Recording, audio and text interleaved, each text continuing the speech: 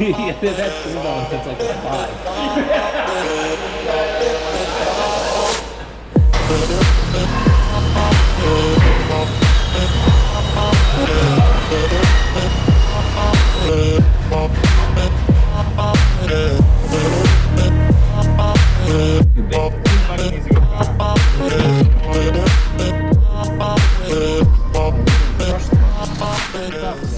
Wait, I can't. It's too hard. $5 a bucket nowadays. I have like COVID pricing. 5 of these at home for you.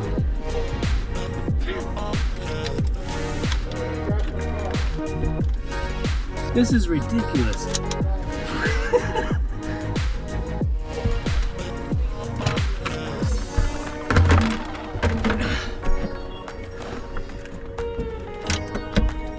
It's down.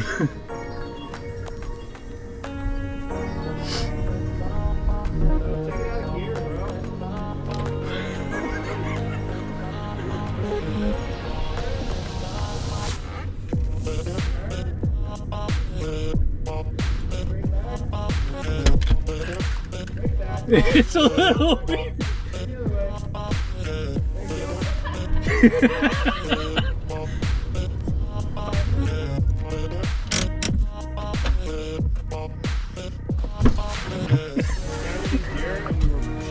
I didn't know it was in gear, I'm sorry. I was like, oh, that's not. That's how you drive one of those. Alright friends, welcome back.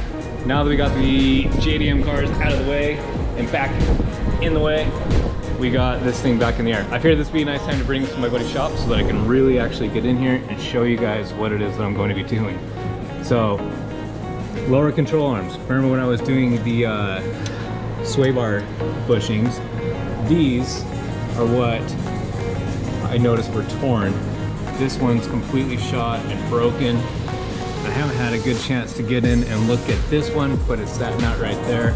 But basically this whole arm is what we're going to be replacing, and we're going to do this on both sides here. I think this is going to eliminate a lot of the noise that she was hearing, and yeah, honestly this car also 160,000 miles on this thing, so it needs some good love.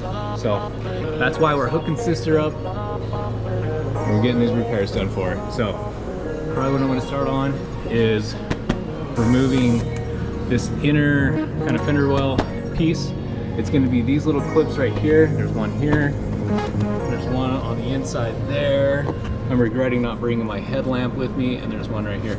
Once we get that off, then we'll have a little better access into here just to give us a little more room.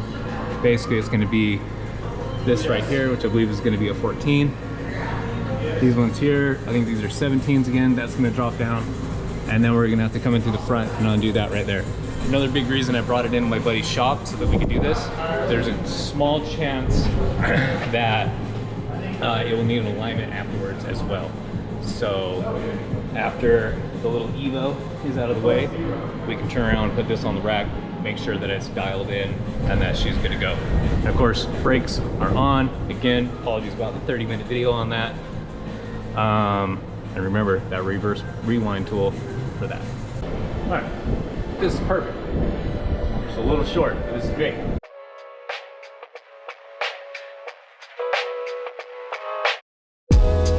Again, just pop those out.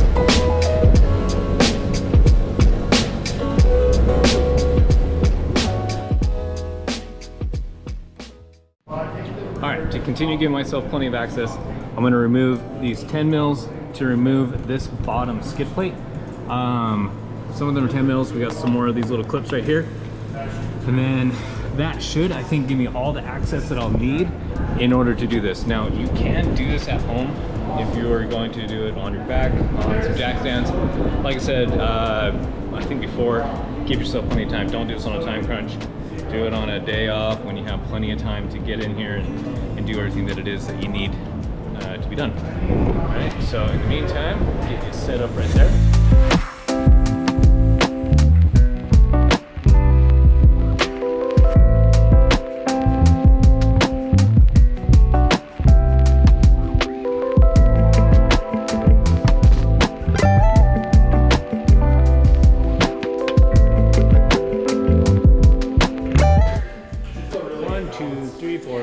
7, 8 of these little 10 mils. And then you drop them on the ground. We'll remove that bottom plate, which gives us plenty of access. Those two are what we need in order to drop that down. Over here on this one.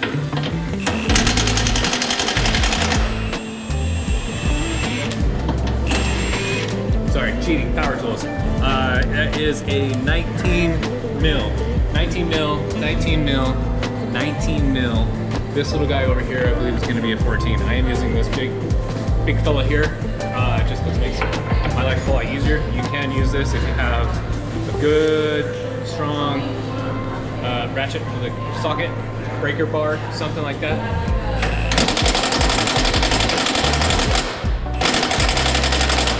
I gotta turn it up a little. It's going to 2 now. It was on 1. Ew. God damn. Oh, there's oil in it. Ew. That's a subframe bolt. It goes to lower control arm. Lower control arm / subframe. That's a big bolt. Got me dirty. Yuck. And then the other one's right here. Yeah. And then, Pitch bolt. yep. Need a warbly? A warbly or just get real strong with a socket. All right, fancy warbly.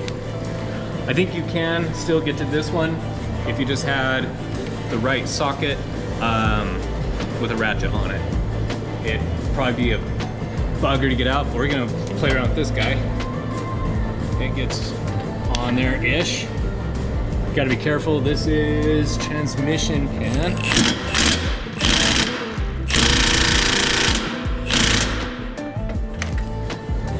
I don't like it. I don't like it. I don't like that one. I'm going to the other one.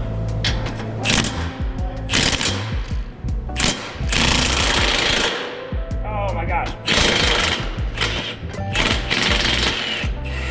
That one works a lot better. There's a lot of road grind coming out of here. Okay, so one of those. 14. Oh, I would like that on an extension, maybe on the side. I can get it on the side, okay. Other 14, hold this one in place. Probably don't need to because we're loosening it, but why not, just be safe. Oh, wow. That heater really kicks on. There's a heater right there, and it is very toasty. I just don't want to mushroom it. And there you go. Use that thing.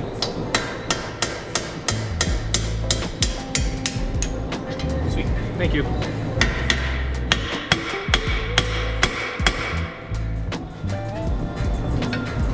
Rub them out.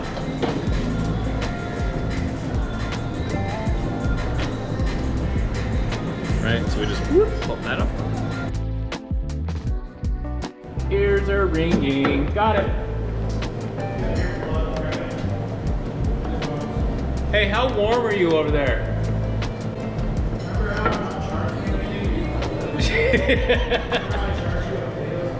Yeah, Beto's burrito and unconditional love. Oh, it's very important. Keep all of your tools on the ground so you step on them. All right, so this I was able to wiggle out because that goes inside here. This is off. Now it's just this piece, which is here.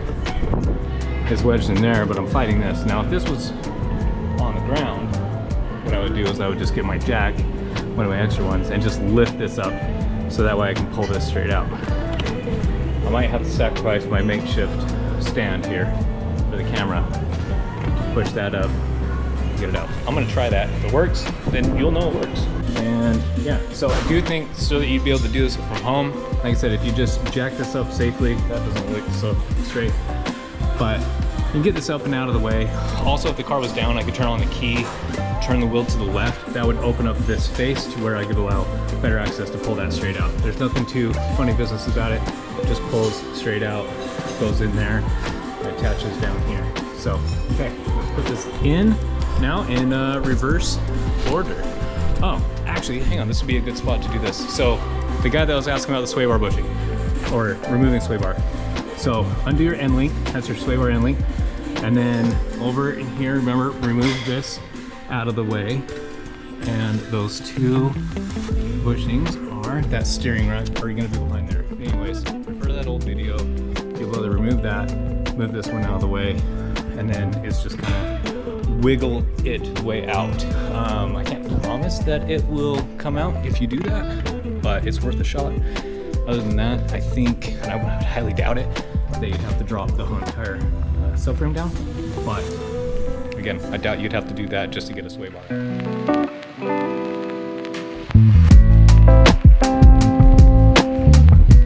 That went in so much nicer. I'll right in, I'm pretty much done.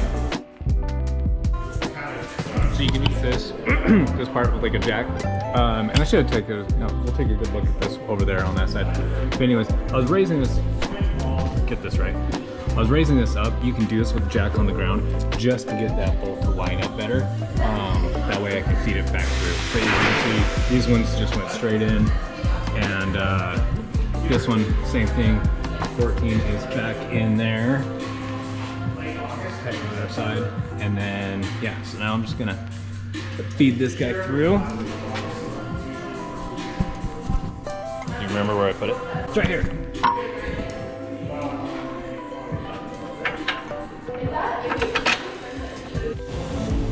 Okay, friends, so this one took a little finessing. Just had to kind of move this back and forth, so I just kind of lightly hit it with a hammer, up, down, until that was pretty much as center as possible. Then I was able to feed it in, tighten it down, and good to go. So tighten this one down, tighten these two down. This one's tightened down as well. So there you go. There is front left lower control arm replacement. Still need to put the tire on, of course, but we still have to do this guy over here. So again, we're gonna do these two 17s coming to the front. We're gonna get that 17 out. And then these 14s, hopefully this one will come out a little bit easier. Might fight me a little bit, but either way, that's it. Any questions, concerns, comments, anything right now? No? Okay, good class. Wait until all questions and comments are put in at the end of the presentation.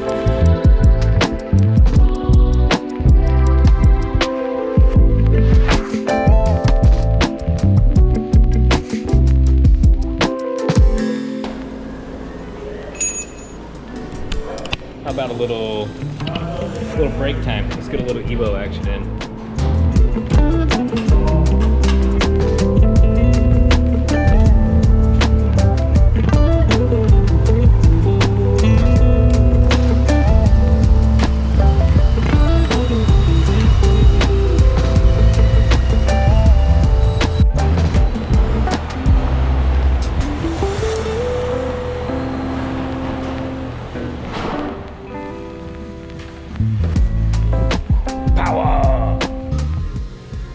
So with this part right here, this is where if you have, you can use a flathead. It will beat your flathead to death. So, or bend it. So use a crappy one if you have, or a pitchfork, tuning fork, whatever. You just need to separate this just a tiny little bit, and then this ball joint will drop right out. And then we'll be able to get the rest of it out. So I'm just kind of using whatever I have at my disposal right now.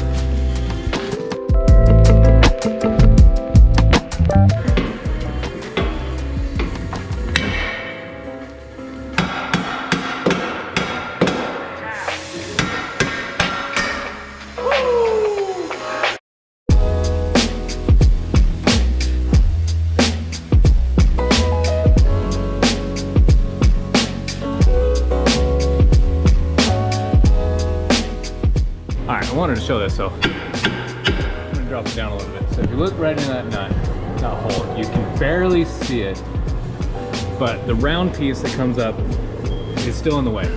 So if you go to thread a bolt through there, it's going to hit. So you want, there we go, that's better.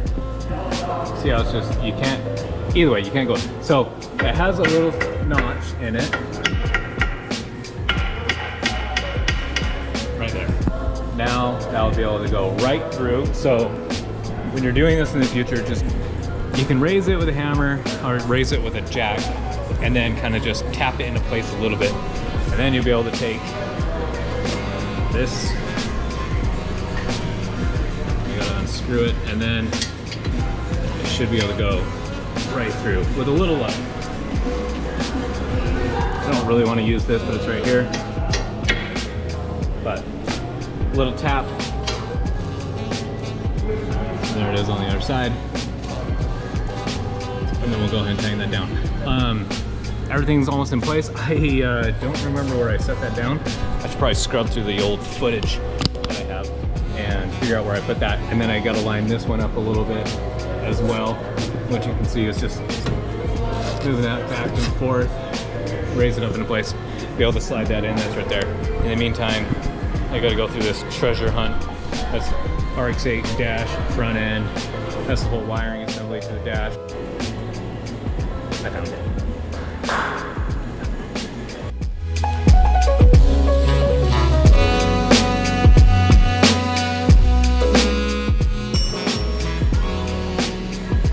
Okay. Everything's in. We're just gonna go ahead and do a little check, make sure everything's nice and tight. Over in here, here again, and these right there. Should actually show y'all. So it doesn't look bad from right there, but if I push down on this, you can see that tear. So these were definitely in need of replacement. Not to mention these were broken. Well, not broken, but basically broken. Over on this side, yeah, these were torn. That alone would make a lot of squeak come from this front end. So from here, I think you guys pretty much got it. I'm just gonna go ahead and put the skid pads back on, tighten it down just to make sure that it's nice and tight. It's nice to give it a couple hug-a-duggas with that thing, but you wanna make sure that it's nice and hand tight just to know that it's tight. How many times can I say, make sure it's tight? And then wheels, of course, we're gonna go back on. And that's it. We're gonna throw it on the rack just to make sure the toe's okay. I don't know if you heard that part, but like these are aftermarket arms. I did get them from O'Reilly. That was another thing too. So I did have these bushings, but you would have to press these on. They were cheap through Rock Auto, but in order for me to press this one on, get a new one of those, also press it on, you might as well press that on. So these were $40 at Rock Auto. Like 20 and 20 all together for everything, and then getting somebody, because we don't have a press here at my buddy's shop, I don't think. Anyway, yeah, I would have been close to probably about $180 to $200 just to be able to get the arms together in order to get them put back on a car. Versus going to O'Reilly's, they had them in stock, and I paid less than, I think, $180 per arm, so really good. I think this is something that a lot of you can do from home. Like I said, give yourself plenty of time, don't rush it. One thing that I've learned recently is just everything, just take it slow. Take everything nice and slow. Don't rush any of your work. And yeah, so from here, I'm gonna go ahead and get all this back on. Rush your work, hurry up and get it done. It takes forever. Get it. We got bills to pay around here. This electricity doesn't come free, and neither is that heater. His heat's not free. His heat's not free. Flat rate. All right, here we go. Back to work, fellas. Per meter and then foot per pound. Per pound. Per pound. Yeah, so it's that last one. So To make it easier for all you folks, the smaller guy on the inside is going to be torqued down to 85 pounds. This one's going to be at 125 foot-pounds. The big one, sorry, I wasn't looking at the camera. So little guy's 85 foot-pounds. The bigger one, 125 foot-pounds. this little 14 over here. You want to do it on the nut side. That's going to be at 28 foot-pounds. And then, because this does need to go on the alignment rack just to be safe, we're going to save this one for last. We're going to relax it so that it kind of helps bend back into place. And then just release the bushing. Yeah, release, as he said, release the bushing. And then we're going to retighten it down. That one's 100 and... we're going to torque it to like 175. 175. So that's a big one. Just that one. Any bushing you want to torque at ride height. Right. So you're not pinching them when they're twisted. Yeah. So that's why we also have to bring the cart down, put it on the ground, which is nice for the alignment rack. For the DIYers at home, what I would recommend is maybe leave the skid plate off for a second, get one side of the car down onto the ground so that this compresses, get under here, tighten it down to 175. You can take a chance at driving the car. If it feels off, go and get an alignment done. Luckily, this would be the cheaper of the alignments because it's just toe. It probably won't feel off, honestly. Like if it's towed in, it will still drive really straight. You just wear the tires out really fast.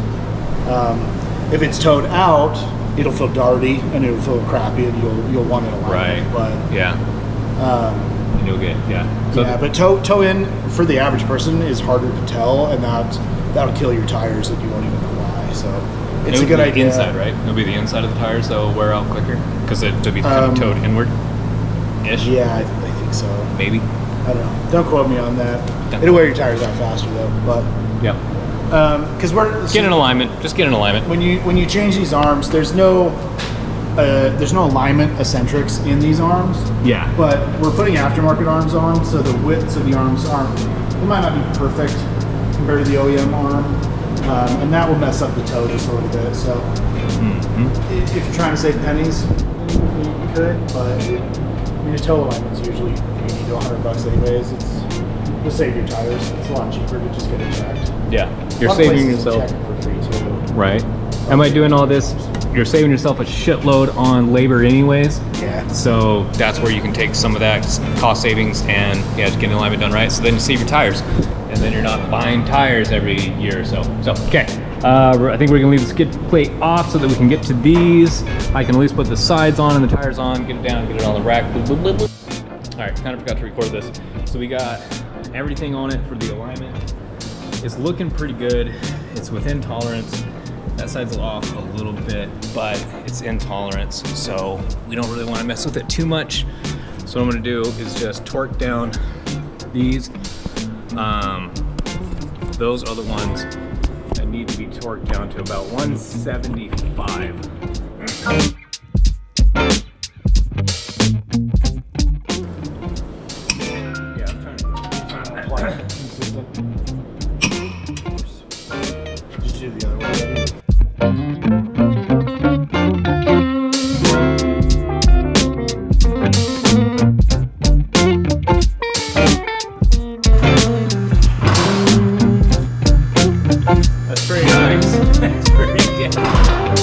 Pretty damn nice. Yeah, that's my thank you.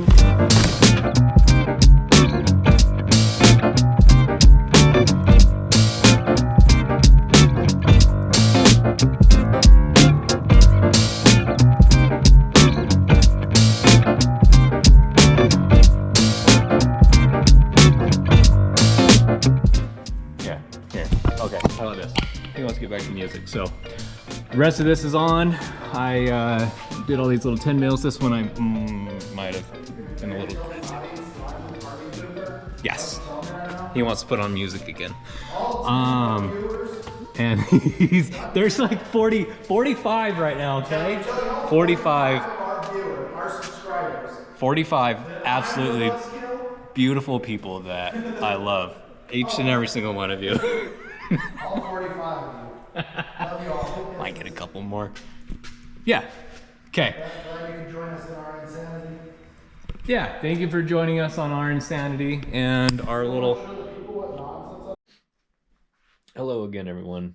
I foolishly got to the very end of editing and realized that I forgot to do the outro one more time. Real quick, I got some little bonus footage of me and Hayden kind of bantering and going back and forth. There's a little hidden thing in there that I would love for somebody to mention, because I don't think thinks that somebody will do it. So if you could, if you made it this far, if you don't care, go the extra 5-6 minutes or whatever it is and just listen to it. Yeah, we'll go from there.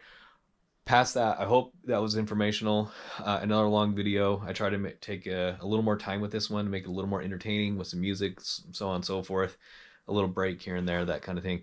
But keep trying to do more. Me and Hayden are definitely going to hang out a bit more as well. And it is almost 1 a.m. I'm dead tired. I haven't showered yet. I wanted to edit this video because I got a big weekend going. Anyways, thank you all again. I know we're kind of making fun. 45 people that's watched my silly little videos. Help spread the word. You know, if you guys like this, if it's entertaining, it's only going to get more entertaining, I think, the more that we do it.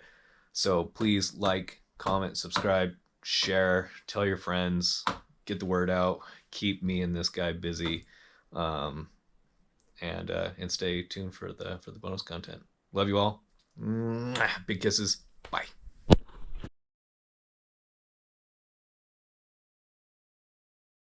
Show all 45 of our subscribers the nonsense of it? I already kind of did. So he's got an RX8 dash, an RX8 front end. Dude, I bought this stupid RX8 for $800. The wiring harness smoked itself in the engine bay. So I changed the engine bay wiring harness. And noticed that a little bit of the ignition wiring was toasted too underneath the dash last night. That's what this mess is. So I just, also pulled the dash out all the way. Because that's what you do when you have a wiring issue. When you have an $800 car you shouldn't have bought and you shouldn't be messing around with anyways. Yeah. Because rotaries all blow up. Ask him about the reverse switch on this thing. And yeah, so just message him privately about all RX8 wiring. And I don't have time to message anyone about anything. I'm doing stupid shit like this.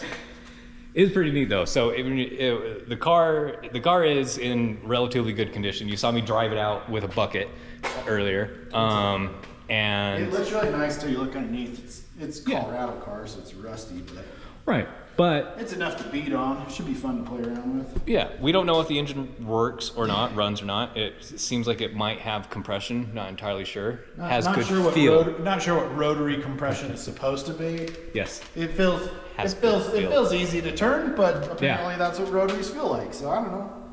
So yeah, but the thing is, the word on the street is this was running when the wiring harness smoked. So exactly. So it might work. If not, I'm going to put a different engine in it. So that's the exciting thing here. A non-rotary engine. What do they call it? Schrodinger's cat. Yeah, Schrodinger's cat. You're messing with Schrodinger's rotary right now.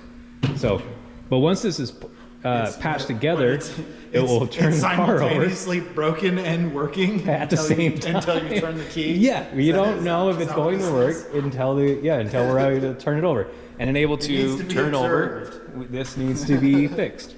So until then, all of your RX8 needs, hit up Hayden. No. Just because I own 3 of them doesn't mean I like them at all. See? No. You don't own 3 of something just because you don't like them. Well, one of them has an Audi engine. One of them is going to get a Honda engine. And this blue one will hopefully get a Honda engine as well. I forget that. You really do have 3 RX8s. Yeah, I have 3. Well, I mean, the white one, yeah, you can count it as an RX8, but I mean, but that's the one that's getting the shell with no doors. That's the one that's getting the V6 engine in it, right? Well, I'm gonna do test fittings. We're keeping that. We don't tell people what we're doing. Yeah, test fitting thing. Trying to decide if it's worth my time. Yeah, and then maybe you'll see more of that next week. RX8 was not worth my time, and that turned into 7 years of nonsense, and it still just sits in my garage. So one day that will get finished up. Maybe if a single person responds and says that they want to see that car, maybe we'll make a video of that car. How's that sound? We'll do a single person. I need one person. One single real human. One out of the 45 of you to say, yes. Let me see that Audi. If one single human being wants to see that car, we'll do a little walkthrough in my garage. It kind of runs. It needs a standalone, but So to let people kind of know what it is, it's an Audi RX8, but with a Audi 5-cylinder. Mazda RX8. Mazda. What did I say? Audi RX8. Yeah. It's an Audi RX. It is an Audi RX8. But with an Audi 5-cylinder. Was it? It was a 4. The 5-cylinder would be cool. Is it a 1.8? No, it's a 2.0. It's a FSI, so it's the first 2.0 motor that they made. Okay, that's right. That's right. So, But it's mated to the. but it's DI. It's direct injection, which is like really the whole stupidity in this thing. Like if I put a 180 in it, it would have been running 5 years ago. But we spent years and years of free time just trying to tune the stock ECU, and Right. that was a couple years ago, 2.5 years ago, before people started coming out with more standalone options for DI. So now there's some options. I just have to throw some money at it, and we have 9 cars. You know what kind of sounds fun? I So don't have a lot of money to go. he has 3 RX8s. My buddy William has an RX8 with a K series swap. Yeah. William So- put that car together in like 4 months. Too. I know. Maybe I should get an RX8 and They're cheap. And swap it. I would do a K swap, like I really wouldn't mind an all motor K series.